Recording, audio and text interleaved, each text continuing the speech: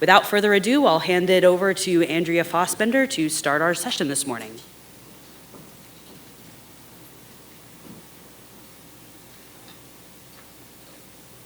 Okay, is this on? Yeah, there we go. Thank you all for coming early. Clearly not everybody was able to make it. They're on their way, I'm sure. Okay, so like Jess said, I'm going to give a bit of an overview and try to frame our session so that when our speakers come up and talk, all the talks seem like they flow together because that was the intention. And so I'll start by saying that one of the key characteristics of the ocean that we all know is that it's considered well buffered, which means that it can resist a change in pH. And in the modern ocean, we often talk about ocean buffering in terms of dissolved inorganic carbon equilibria, so Ravel factors, buffer factors, et cetera. But actually, the predominant buffering in the ocean, or the largest capacity, comes from the deep sea sediments of calcium carbonate. And these deep sea sediments result from pelagic calcification, so organisms in the open ocean that are calcifying, sinking to the bottom, and make it to the sediments. And with ongoing changes in ocean warming and acidification, there could be implications for these calcifiers that could have impacts on the larger scale marine carbon cycle and global carbon cycle.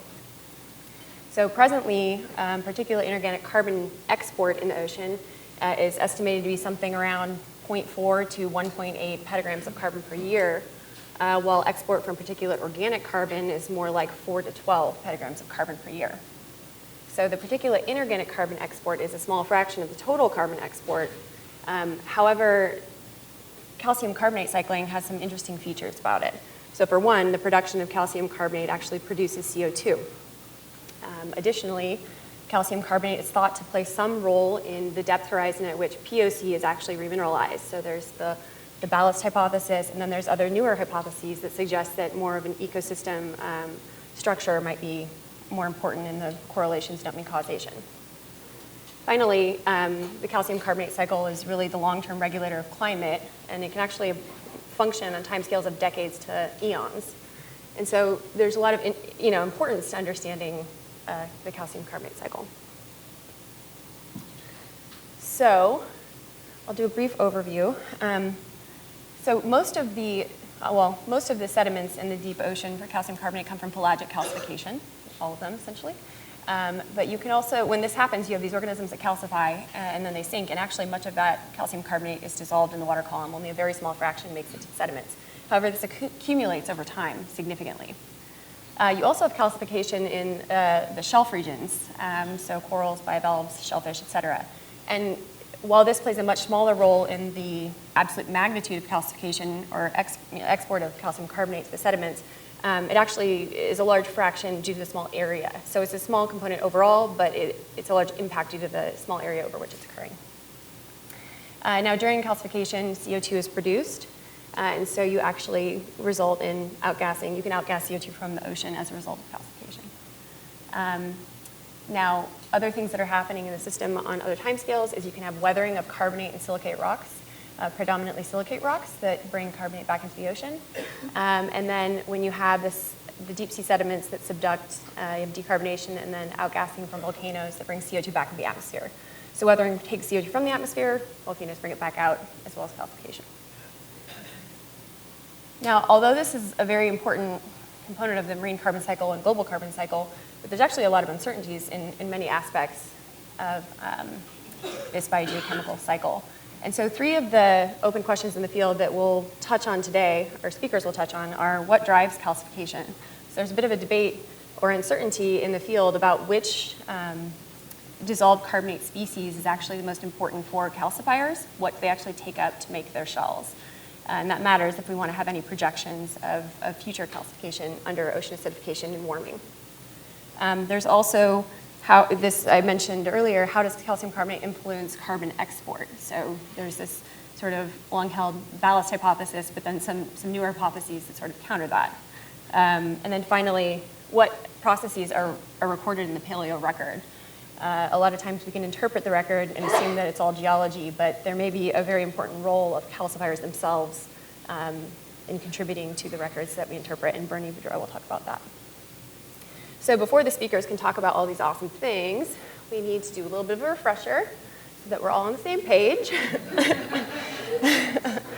So So some of this will be, old news to lots of you, and some of it will be new or a good refresher. So here we go.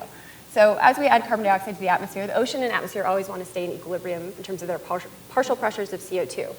So as we rise CO2 in the atmosphere, it dissolves into seawater, and it turns into its aqueous form. This rapidly reacts with water to form carbonic acid, which is very unstable and quickly loses a proton, creating bicarbonate ion and hydrogen ion. You can also have bicarbonate dissociate to form another hydrogen ion and carbonate ion. And the sum of these different inorganic carbon species are what we call dissolved inorganic carbon. Now, in the modern ocean, at a pH of about 8, bicarbonate makes up about 90% of the dissolved inorganic carbon, with carbonate making up a bit less than 10% and CO2 or carbon dioxide making up less than 1%. And another important thing I'd like to mention now is the relationship between PCO2 and pH and the hydrogen ion concentration. So a reminder, pH is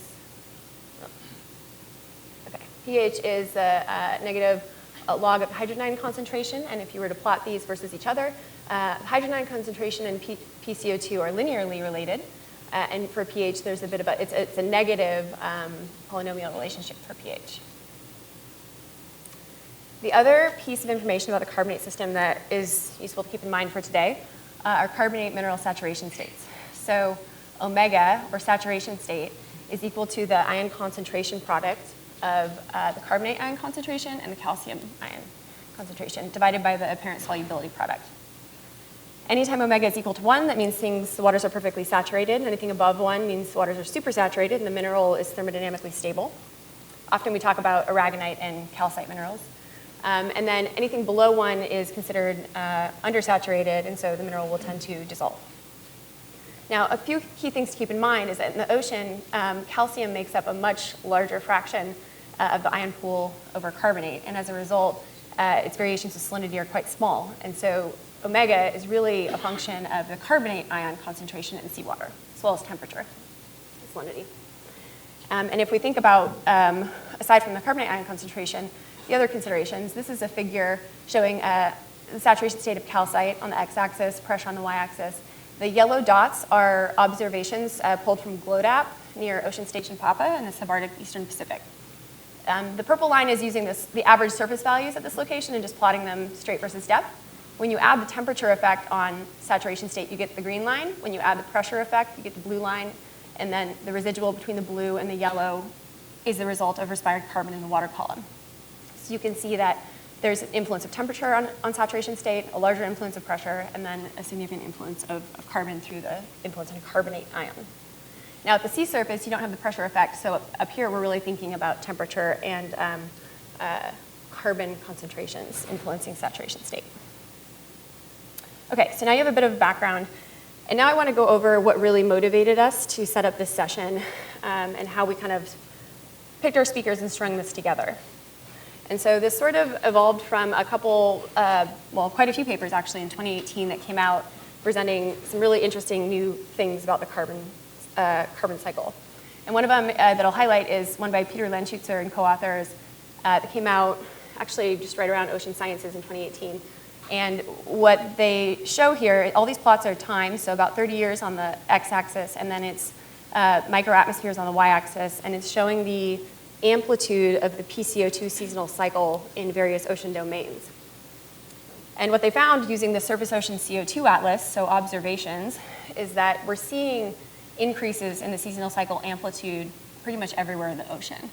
And this is something that has been talked about in the literature for over a decade now, but this paper I'm highlighting because they were able to observe this with real observations data and globally. And so this is sort of a big, we were right, it's happening. So now this is going on, and so it's probably, makes you think, well, what does this all mean? And so for today's talk, I'm going to focus on what this might mean for implications for ocean acidification. And that brings up a second paper published in that same issue of Nature Climate Change by Lester Kwiatkowski and Jim Orr. And in this paper, they used a bunch of CMIP5 models, and we're looking at changes in the seasonal cycle variability over time for a few metrics. And I'm focusing right now on the hydrogen ion concentration and the saturation state of aragonite. And so in these maps, you can see that between the average of the 2090s seasonal cycle amplitude and 1990s, the difference is that there's significant increases in the seasonal cycle amplitude of hydrogen ion. And that makes sense because, if PCO2 seasonal cycle amplitudes are growing, so will hydrogen. For omega, it's a little bit more confounding, and you see declines in the seasonal cycle amplitude in the high latitudes near the equator, and you see increases in the subtropics. And so what this means is that seawater chemistry is changing quite a bit over time and on a seasonal time scale. And so you might wonder, what impacts could this have on calcifying marine organisms? And in order to think about that, you have to think about what aspects of seawater actually influence calcification. And so here I'm pointing out a paper by Tyler Cyranak and co-authors from 2015. And in this paper, they essentially pose this sort of contention, this idea that perhaps what we've been thinking about is important for calcification may not be. And so what they point out is that for corals and for coccoliths, it's generally believed that these organisms bring bicarbonate into the calcifying tissues and fluids, not carbonate ion. Within the calcifying fluids, they can then create calcium carbonate either through either pathways here once they have the bicarbonate inside. And so sort of the question is, if we're not actually incorporating carbonate ion into the organism for calcification, is the organism sensitive to carbonate ion for calcification? And therefore, is it sensitive to saturation state for calcification? Now, of course, saturation state matters significantly for dissolution, but they pose this question of what's the relevance for calcification? Now, additionally, they point out that by bringing the bicarbonate in and calcifying, you have this excess hydrogen ion concentration within the cell that you need to get rid of. And so they mentioned that if, the seawater pH is declining, which means the hydrogen ion concentration of seawater is increasing, there's this, the gradient between the inside of the cell and the outside water is declining, which might make it harder to get the hydrogen ions out. Now this was, why does this matter? Well, this matters because we want to think about the fact that a lot of laboratory studies have actually found strong relationships between saturation state and metrics of calcification in numerous organisms. So this is a little bit confounding because we have these strong relationships. And so in 2015, Leonard Bach, one of our speakers, wrote this nice paper digging into this a bit more. And so what he termed the substrate to inhibitor ratio, sometimes I lose the pointer, is the bicarbonate ion concentration, the substrate, divided by the hydrogen ion concentration, the inhibitor for calcification. And what he points out is that if you take a lot of these prior studies, and so on the left axis is, where's that stick since this is dying? Okay, thanks. On the left axis is carbonate ion concentration. On the right lower axis is the substrate to inhibitor ratio. And on the y-axis are calcification metrics for 3 different groups of organisms. And what he points out is that you can plot the data against either of these metrics and you actually get the same result. And so this is kind of confounding. And you might say, well, if you get the same result, does it really matter which metric you use? But it does actually matter. There we go. And that's because if you actually look in some areas of the ocean, here I'm plotting saturation state versus the substrate to inhibitor ratio.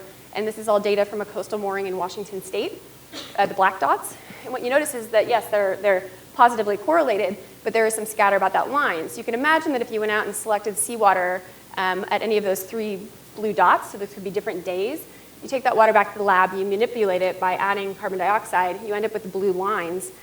And you can imagine that if, for example, an organism were responding to the substrate to inhibitor ratio at, say, 0.2 here, you would see different responses with omega. And so you might interpret your calcification response to be associated with different omega values depending on what day you went out and collected water. You could still argue, okay, well, this is a coastal mooring. There's definitely influences from the Columbia River plume. The open ocean is much, much simpler. But in fact, when you go to the open ocean, it gets even more confounding. So here's the same figure I just showed you. The black is that mooring from Washington coast.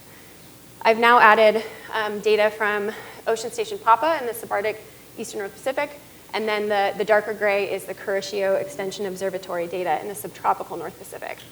And what you see here now is that at Ocean Station Papa, there's almost no relationship between these 2 metrics, And at the Kuroshio Extension Observatory, there's a negative relationship between these two metrics. It could matter if you're using one or the other to anticipate an influence in calcification. And so to explain this a little bit better, I'll come back to our two definitions in the upper left and remind you that the calcium ion concentration and the bicarbonate ion concentration are rather stable in seawater. They don't change very much over the seasonal cycle. And so we're really looking at the changes in the hydrogen ion concentration and the carbonate ion concentration for these two metrics. And if we think about the carbonate ion concentration, it's very strongly related to DIC, the ratio of DIC to alkalinity. And so it's always very low in winter when the DIC to alkalinity ratio is high. It's very high in summer when the DIC to alkalinity ratio is low. Now, similarly, it is temperature sensitive as well. Ooh, it's back. Put my stick down. Okay, so when it's cold, there's a lower carbonate ion concentration. When it's warm, there's higher. So the point is these two things that are working in tandem to cause carbonate ion concentration to be higher in summer and lower in winter, everywhere in the ocean, open ocean. However, for hydrogen ion, it's a bit more complicated. It's very strongly related to PCO2. And as some of you may know, PCO2 can exhibit different seasonal cycle phasing. So in the high latitudes, you end up with higher PCO2 values during winter due to deep mixing and high carbon concentrations. And then in the summer and warm months, you have lots of productivity that draws the PCO2 values down. However, in the subtropics, you have the opposite, where values are low during winter and high during summer. As a result, you can end up with either positive relationships between SIR and omega or negative relationships between SIR and omega in different ocean regions, which is important when we think about model projections and trying to understand future impacts on calcifiers if either of these metrics ends up being quite important for calcification. Right. And if you think about the longer term perspective, this is another figure from Leonard's paper. We know that dissolution is very important in the long term. The high latitudes, so here's 2000 to 2100, the high latitudes are going to become undersaturated, and so dissolution will be an issue at some point. However, if you look at the substrate to inhibitor ratio, it doesn't have a latitudinal gradient. And so if that were to drive calcification, we wouldn't just expect declines in calcification in the high latitudes, which would be the case if omega drives it. We would expect them everywhere, potentially. So hopefully I've convinced you that this is an important and interesting problem to think about. And now I think I'm going to talk about, yes, our speakers. So we have 5 excellent speakers here to bring us all the way from the mechanisms of calcification in different organisms through how we're modeling these at the global scale and how this then can be translated into understanding feedbacks and long-term records. And so to start off, we'll have Wei-Fu Guo talk from Hui, and he'll talk about corals. Corals comprise less than 1% of seafloor habitat, but they also are home to about 25% of marine life. They also might be the most biodiverse ecosystem on the planet. These are very important ecosystems, and we'll hear more about their calcification from Wei-Fu. George Waldbusser, OSU, is going to talk to us about shellfish. Shellfish, I think we actually owe a big debt of gratitude. There was a collapse in oyster hatcheries in 2008 in the Pacific Northwest, and as a result, the shellfish industry got really motivated, and because of their motivation and contact with the people in policy and people in science, they actually really pushed forward the first political action at the state and federal level on biogeochemical cycles. And so that's pretty cool. And so George is going to talk a bit about this substrate to inhibitor ratio stuff. I also want to just give a shout out for shellfish because I feel like they make us look cooler because everybody has seen The Deadliest Catch. So you can just tell them that's what it's like when we go to sea. All right, next up, we have Leonard Bach, Hobart, and he'll be talking about coccolithophores and their functionality and how they interact in ecosystems. And he's been doing some new work related to that, global scale. And then we'll have Kristen Krumhart from NCAR, and she's going to talk about her implementation of coccolithophores into global climate models and what we're learning from our first attempts at this and maybe some of the pitfalls that we'll have to consider for future. And then finally, we'll have Bernie Boudreau talk about longer-term carbon cycle feedbacks and how calcification, modern calcification, can have really important impacts on potentially short timescales, like decades, as well as very long timescales. And so with that, I will put up I'm almost done. I'm over time. These are our takeaways. I want to give you our takeaways now, and then our speakers are going to hammer them with you again, so you'll have them. So the first is that determining the metrics that best describe how calcifiers will respond to changing seawater carbonate chemistry is a critical need. We don't know this, so how are we going to predict anything? And then consideration of ecosystem function and interactions are required to improve our understanding of aquaculture calcification at a global scale. And then finally, calcifiers have the capacity to alter ocean alkalinity rapidly and impose long-term changes on the marine carbon cycle. So get ready, because you're going to get more of this. Thank you.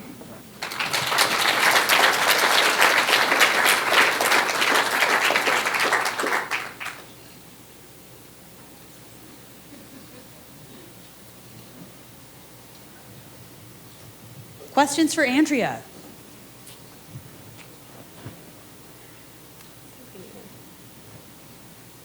Wow, I feel like the theater. Everybody's coming in now that there's been a break in the session. Any questions?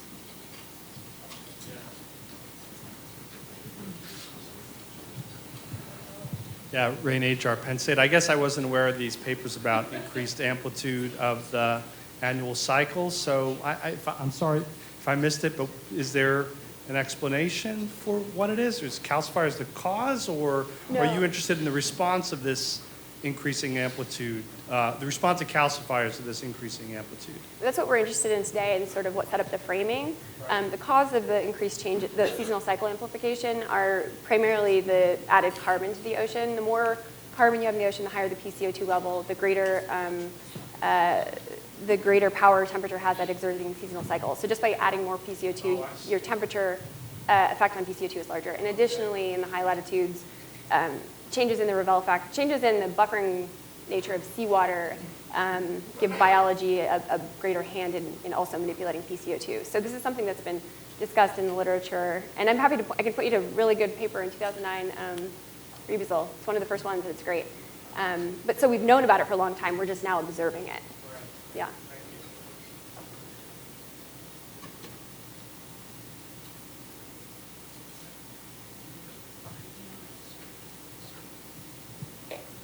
So I've been learning something from the folks in the coral community in the last year, and realizing that when it comes to thinking about dissolution of corals, that they see dissolution of corals at saturation stage way above 1, right?